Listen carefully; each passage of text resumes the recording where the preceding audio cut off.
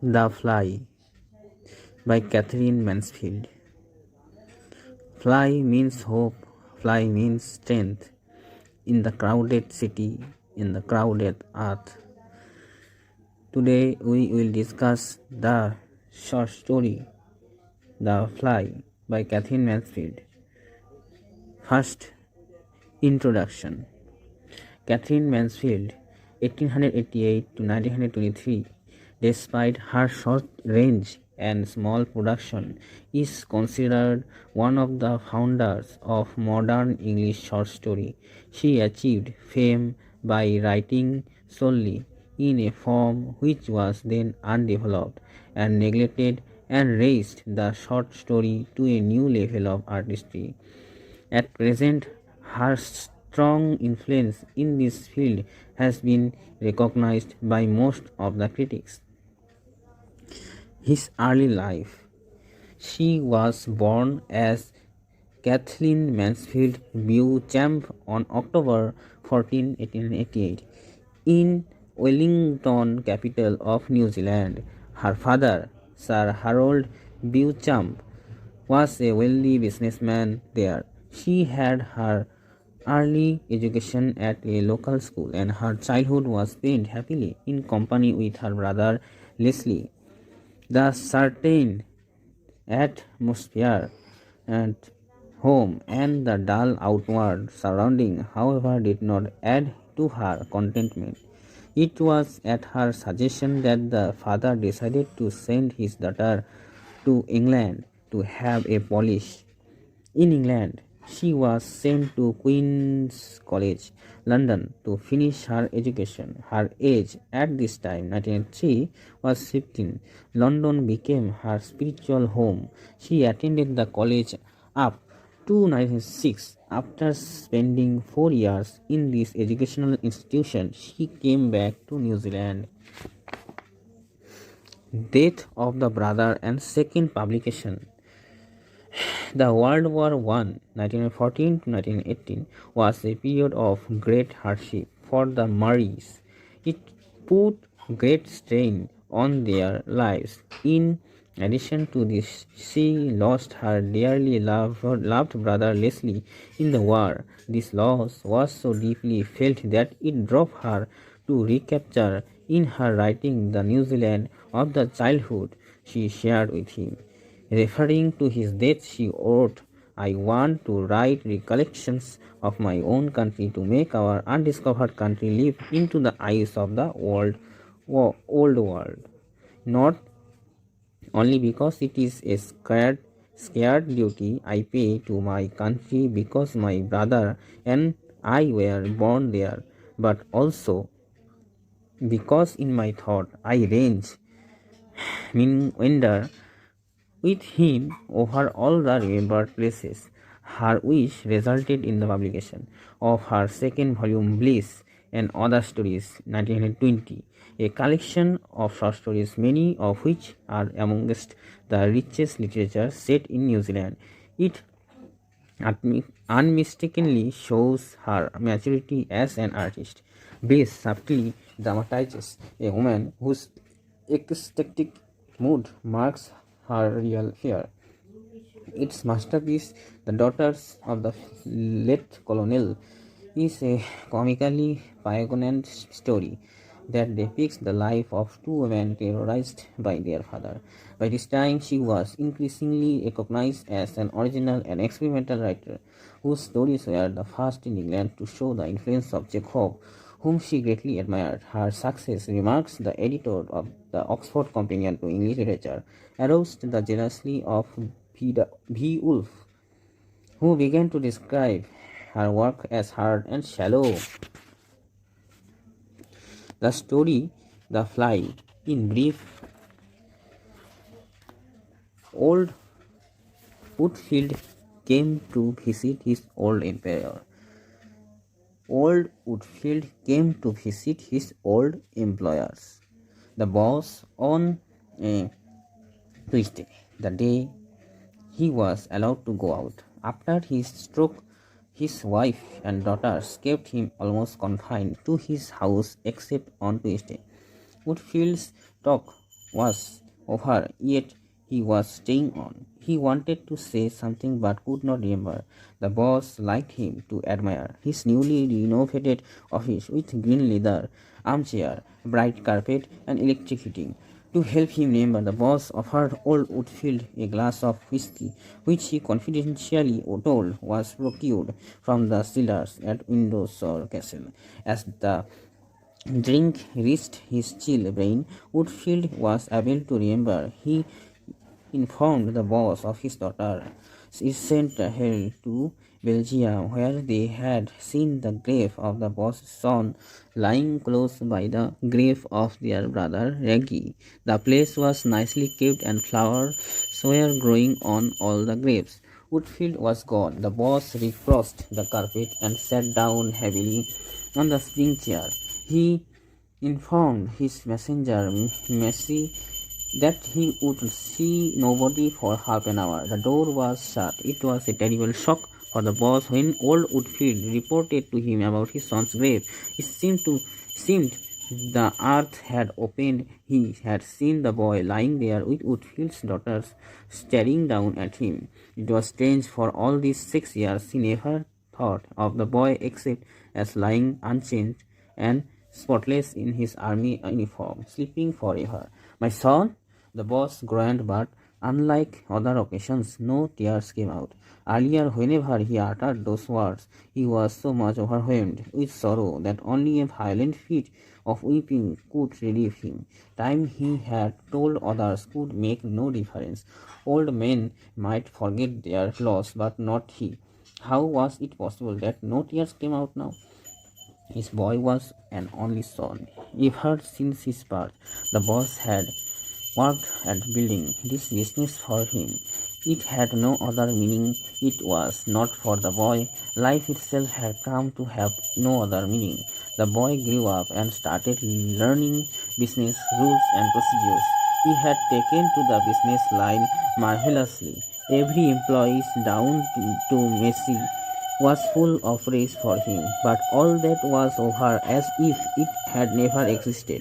The day when Messi had given the boss the telegram bearing the terrible news of his son's death in the war, the whole place came crashing about his head, and he had returned home a completely broken man. 6 years seems to be only a matter of yesterday. The boss took his hands from his face. He was puzzled. Sometimes something seemed to be wrong with him. He decided to get up and have a look at the boy's photograph, but it was not his favorite photograph. The boy appeared to be cold and stern looking. It was not his natural expression. At that moment, the boss noticed that a fly had fallen into his ink pot. He took up a pen, picked up the dirty fly, and put it on a piece of blotting paper. The fly soon began the immense task of cleaning itself. After wiping the ink out of its wings, it succeeded in cleaning its face. It had thus escaped danger and was ready for life again. Suddenly, an idea came into the boss's mind. He dipped his pen into the ink pot and shook a drop of ink on it. The fly again began the task of cleaning, though in a weaker way. The boss marveled at his attempts and courage, but no sooner had the fly cleaned itself than the boss jerked out another drop on it. What could it do now? The fly again started the painful process of cleaning. The boss even breathed on it to help the drying process. Then he decided that he would let fall another drop, and that would be for the last time. He did as he decided. The fly lay still. In spite of his encouragement, the fly did not move. It was dead. The boss flung it on the waste paper basket, but such a grinding feeling of misery overtook him that he felt positively frightened. Though he passed the handkerchief inside his collar, his perspiration did not stop. In spite of his best efforts, he could not remember what he had wanted to do, which was actually to weep for his dead son. Source and the title. Source: The Fly is taken from Katherine Mansfield's collection of short stories entitled The Dove's Nest. It was published in 1923, a few months after her death. There is ample proof that The Fly was written during or often World War I. It is undeniable that the memory of her brother Leslie brewed over the story. The brother whom Katherine Mansfield loved very much and who was unfortunately killed in the war. In this story, we come to know of the boss's son who also died in the war. Like the boss, old Woodfield too lost his son in the war. The uniform, the telegram bearing the news of a dear one all point to the war. Finally, there is the reference to Belgium where there are miles of graves of those who died in the war. It is thus clear the impression of the World War I has been the indelible stamped on The Fly. For this, it is not difficult for us to guess that the story was written sometime during or after the war. Despite her brief life, Katherine Mansfield was able to pass through the entire period of the World War I, which ended in 1918. She witnessed the destruction of innumerable things and the loss of countless lives in the war. She noticed how war had brutalized human life and attitude. In The Fly, she showed how even a sensible and economically sound old man like the boss degenerated into a worshipper of violence and sadism. Now the title. The present story of Katherine Mansfield bears the title The Fly. Actually, the story consists of three parts. The first part centers round old Woodfield, who came to the boss's office and informed him of his daughter's travel to Belgium, in course of which they had seen by chance the grave of the boss's son lying close by the grave of their own brother. The second part centers round the reaction which this report raised in the boss's mind.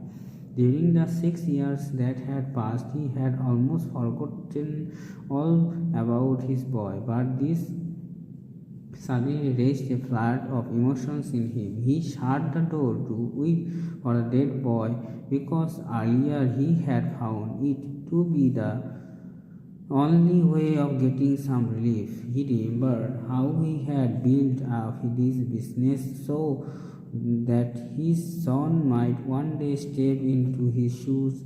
The boy had actually been learning the rules and procedures and become the object of admiration to all. But then came the news of his death in the war, making both his business and life utterly meaningless. He looked at the boy's photograph, but he seemed to be cold, even stern looking.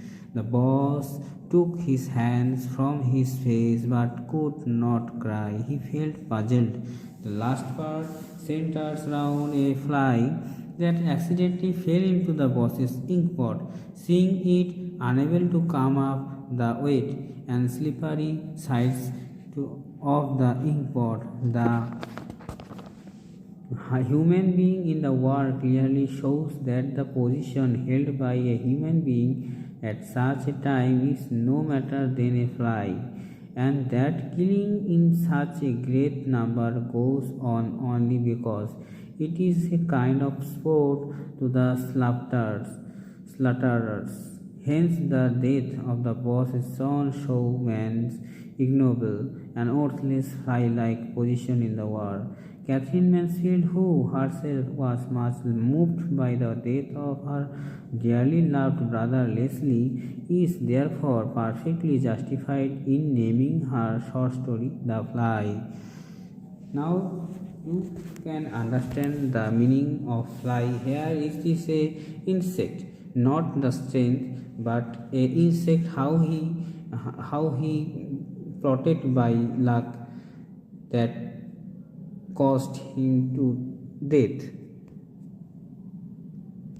Thank you everyone for listening this video.